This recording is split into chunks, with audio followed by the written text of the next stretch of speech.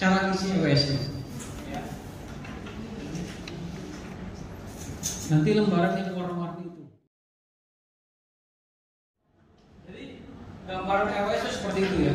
Jadi early warning system ini EWS ini early warning system. Apa? Ada yang bertanya? Oke. Jadi kenapa ini penting? Karena tadi sesuai dengan video tadi, kegawatan bisa terjadi di mana saja. Kegawatan bisa di bangsal juga, dan banyak kegagalan rumah sakit untuk mengenali dan merespon secara dini pasien di bangsal. EWS ini dari tahun berapa sudah lama sebenarnya, dan dari penelitian Queen ini 2016, 34% dari pasien telah lakukan CPR sebelum masuk ICU, dan survivalnya kalau sudah CPR-nya di ruangan. Jadi harus segera dipindahkan. Dan di luar negeri ini dianggap medical error kalau nggak terdetek. Kalau di Amerika nggak terdetek, tiba-tiba saja masuk ICU, itu dianggap medical error dan bisa dituntut rumah sakit. Dan kita bisa jadi menuju sana karena sudah masuk dalam perjalanan rumah sakit EWS ini. Yang dituntut rumah sakit nanti kena-kenanya kita loh, pelaksanaan di lapangan. Makanya harus dikenali. Pertanyaan berikutnya, apakah rumah sakit kita aman nggak untuk kita, untuk pasien kita, untuk pengunjung, untuk keluarga-keluarga kita yang dirawat di satu rumah sakit? Baru early warning system ini dikembangkan untuk memprediksi penurunan kondisi pasien. Dilakukan scoring terhadap parameter klinis pasien. Makin tinggi skornya, semakin mengancam jiwa. Scoring yang di situ semakin tinggi, semakin mengancam jiwa. Sehingga harus dihadirkan tim medis emergensi supaya jangan dianggap. Kalau kita tidak usah pakai tim medis emergensi, tapi panggil dokter jaga supaya jangan jadi KDRS, gitu ya. Nah ini tujuannya. Alatnya apa? Scoring ini. Sejarahnya ini tahun 1997 dikembangkan. Ada yang sudah lahir? Belum lahir.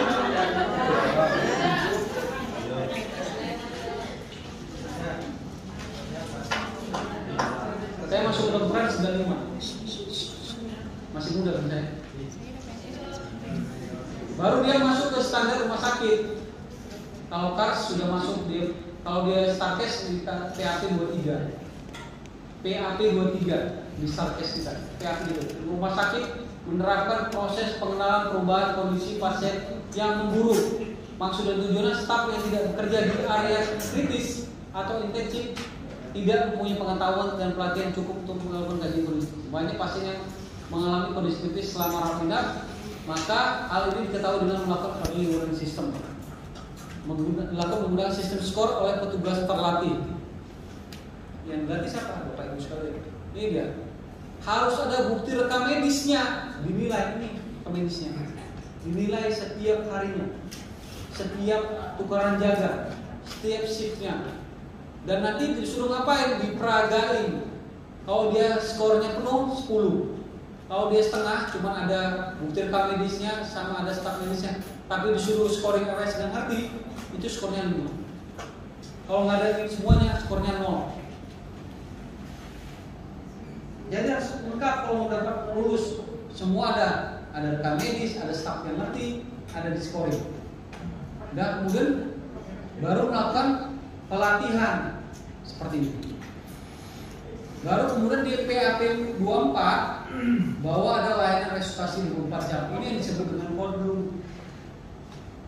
Pelayanan resusitasi 24 jam disebut kodblue.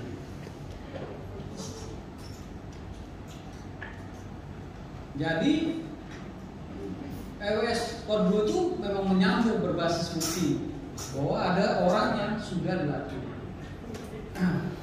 Ini dia. Jadi kalau dia EWS-nya memang harus mengaktifkan kodblue, maka dia harus aktifkan kodblue.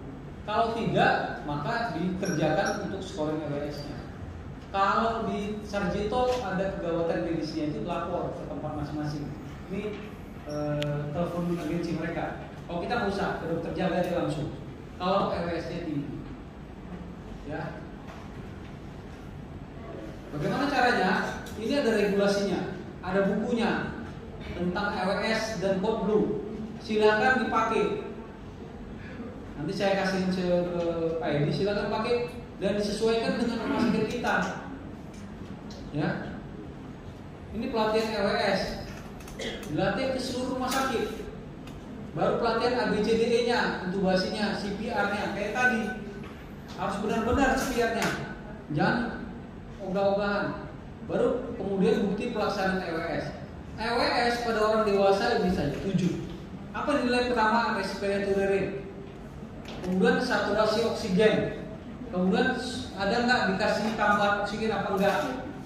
Temperatur, temp, tekanan darah, nadi dan kesadarannya. Ini kan tiap hari dikerjakan. Tiap hari ini? Iya, tiap hari kita kerjakan.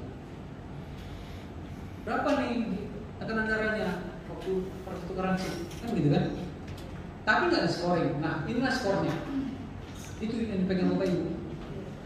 Ini dia secara rata, itu skornya di situ. Jadi kalau misalnya respiratory rate-nya 12 sampai 20, skornya 0. Kalau sampai 24 kali, skornya 2. Di atas 25, skornya 3. Taruh di situ respiratory rate-nya misalnya berapa? 25, berapa skornya? 3. Ditaruh di 3. Di sini 3. Di kotak pertama jam berapa? 3 misalnya. Ya, kemudian saturasi oksigen dia 94%. Berapa skornya? 1. Lihat ke depan dulu. 1. Taruh skornya 1 di kotak pertama yang putih. Yang di atas. Sini dong. Kan 3. Sini 3 tadi kan yang pertama kan. Baru 1-nya di sini dong. Ya, sini dong. Di atasnya. Ya. 1. Baru kemudian di bawahnya apa? Suplemen oksigennya ada apa enggak?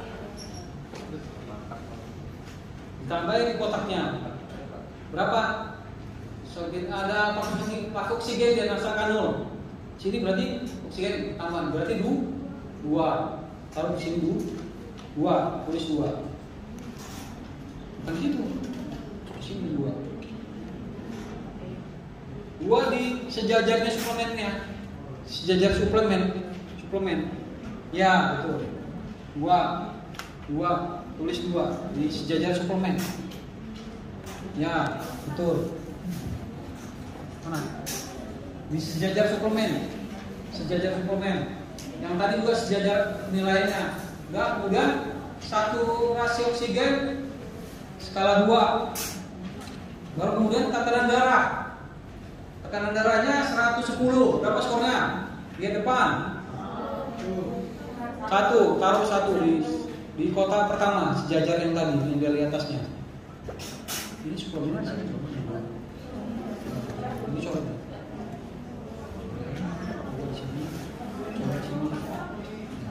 Di tekanan darah berapa tadi? 110. 110-nya berapa di sini? Ya, aku di sejajar 110. Ah, ya betul. Mana kotak 110? Ya, betul. Ya, situ ya. Baru kemudian nadinya 110. 1 di kotak 1. Di kotak ini sejajarnya. Ini 110 kan? Nah, ini dong sini. Bukan 110 mana? Mana 110? Ya, di sini. Nah, ya 1 kan? Udah, kemudian nadinya tadi juga kesadarannya sadar penuh. Skornya berapa? 0. Kalau 0. Baru kemudian suhunya 37,5. Gimana? 0. Taruh 0. Berapa skornya itu?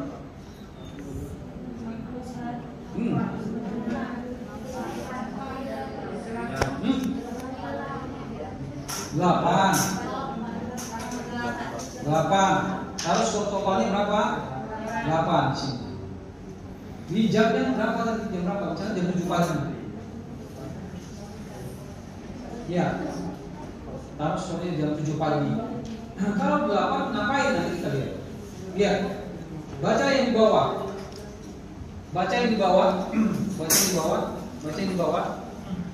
Kotak paling bawah, yang warna-warni paling bawah. Enggak. Kalau skornya 8 dia apain?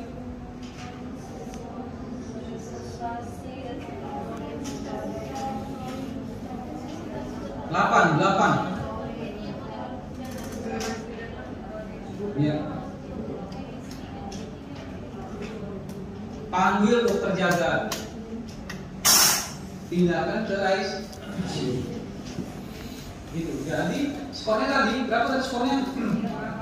8. Ini 8 nih. Skor 7 atau lebih atau satu parameter blue kriteria atau satu parameter lompat ke satu parameter 3, maka disebut dengan resiko tinggi.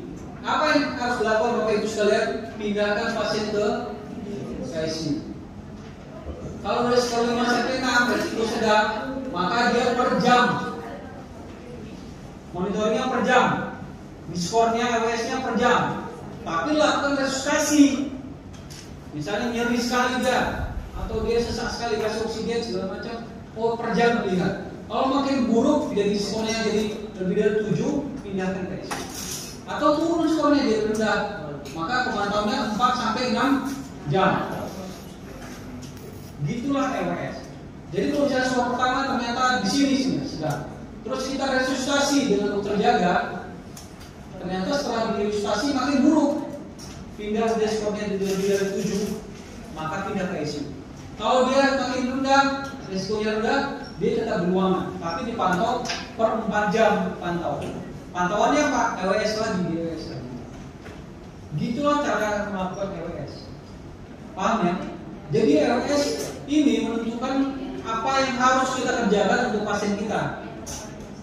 Dengan LWS kita scoring semua, kita tahu apa yang harus kita kerjakan. Tidak berapa lagi. Oh, skornya 4 kok, rendah, nggak usah kita apa-apain, tapi dipantau per 4 jam atau per shift per 6 jam. Dipantau dia.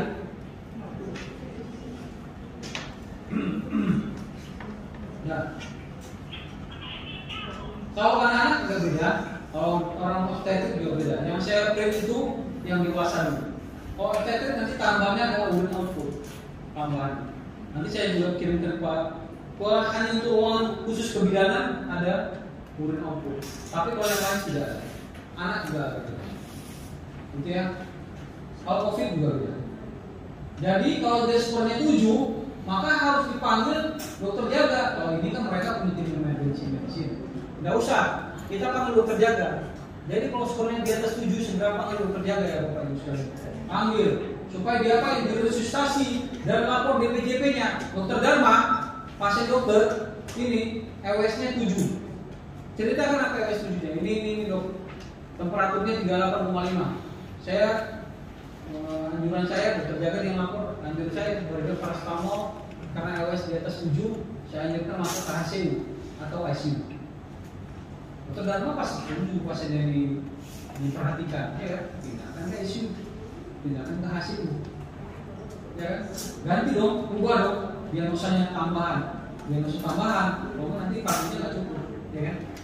Pindah ke ICU supaya lebih tinggi, ya kan? Pindah ke ICU dengan diagnosa yang berikutnya ini.